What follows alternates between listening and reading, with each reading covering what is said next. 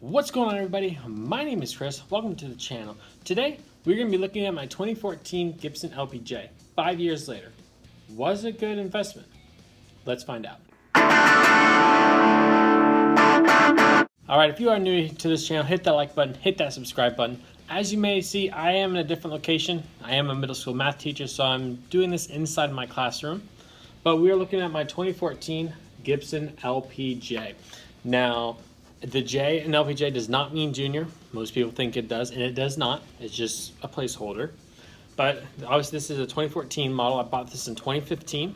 Right after I graduated college, I wanted a Les Paul. I played 2013 LPJ, and I hated it. I think it had the 490, 498 pickups, or the 490s, and they were covered. They just did not sound good at all.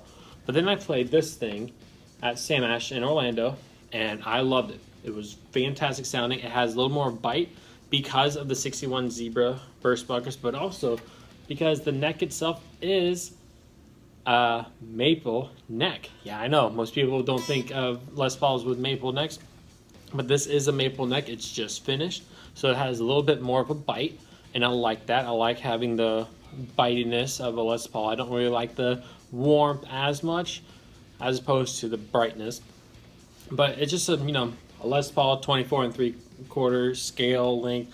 It has a tune-o-matic bridge. It has speed knobs. It does have the PCB wiring, which I don't mind for at all. I was going to make these into split coil, but I would need to buy a $200 circuit board, and I said no. Regular tuners, the stock, I just changed the truss rod cover, stock nut. Everything's pretty stock. The only thing I did is I put binding around the body. It's just a body decal you buy for 30 bucks.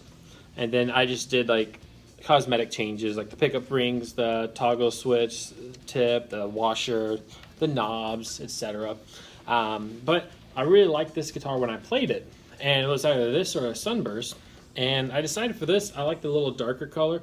I went with a standard feel, so hopefully you can see just that beautiful color. And then in the back, it is just a pretty black, but it's a satin black, and I like that a lot. It is starting to show its wear, which I like, especially around here. You can see it has a little bit of scratches. I'm okay with. It's my guitar, so I'm never going to get rid of this. But is this guitar a good guitar? Spoiler, it is. This is one of the best Les Pauls I've ever played, and I've played several Les Pauls. I've played reissues, I played customs, I played standards, I played the new stuff, and for the most part, for the value, for the money this holds up. This was $762 back in 2015, and out the door I paid $875 after taxes. And then a year later, after I bought it, I looked, and the price was like $450 to $600. I was like, oh, well, that stinks. I looked recently, probably in the last month or so, up to $800. So I could sell my guitar back and pretty much make what I bought into this guitar. But I'm not going to ever get rid of this guitar. This is my main guitar. You guys have seen it on the channel before. This is what I use at church, for recording, for original stuff. This is the guitar. So the only differences between this guitar and maybe a standard, this is basically a studio. This is the equivalent to a studio in my eyes. It doesn't have the push-pull. It's just regular tones. It has a three-way toggle switch, which is how Les Paul should at least have three-way toggle switch. It has the rosewood neck, and it's pretty nice. It's pretty dark. I just recently restrung this, so it's pretty nice. I have no issues with the tuning whatsoever. And no, I do not use locking tuners. I do not use an updated nut or bridge. As you can see, they are stock. These are stock.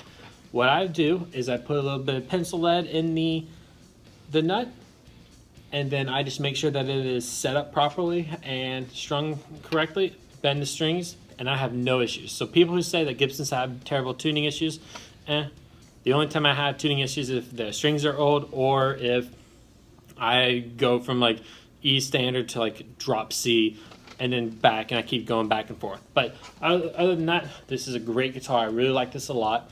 The feel is nice. It's not as smooth as a standard, but this is also $900 out the door.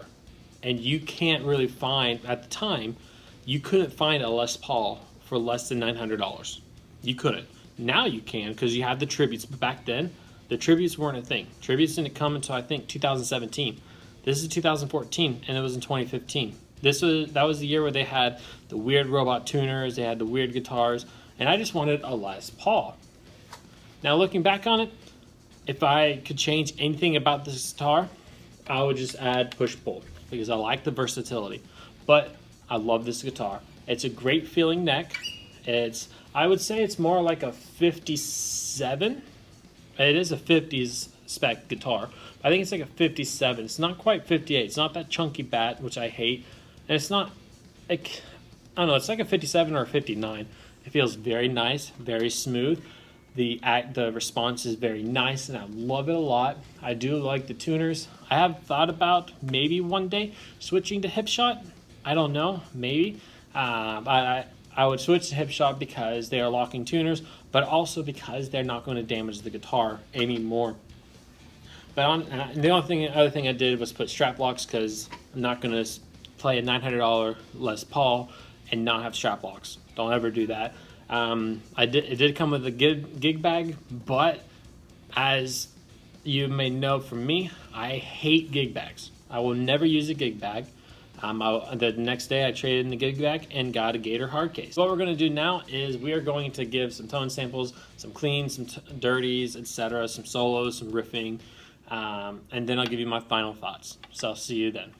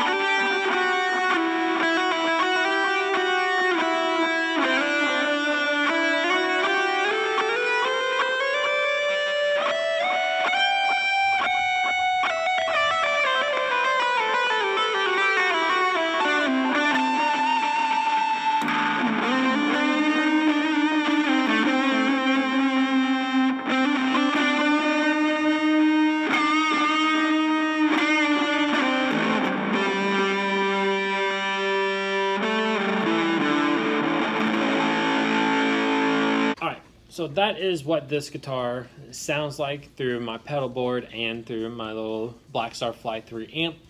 Honestly, I'm blown away by the sound of this. I'm blown away by the playability. I am super happy with the way that it feels and the way that it sounds. And honestly, look at that. I mean, come on. That's really nice. I really like that a lot. Do you have a Gibson LPJ? Let me know in the comment section below. I'd love to talk with you. If there are anything you want to learn, whether that's song riffs or chords, etc., let me know in the comment section below. Make sure you hit that subscribe button, hit that like button, and until next time, keep rocking.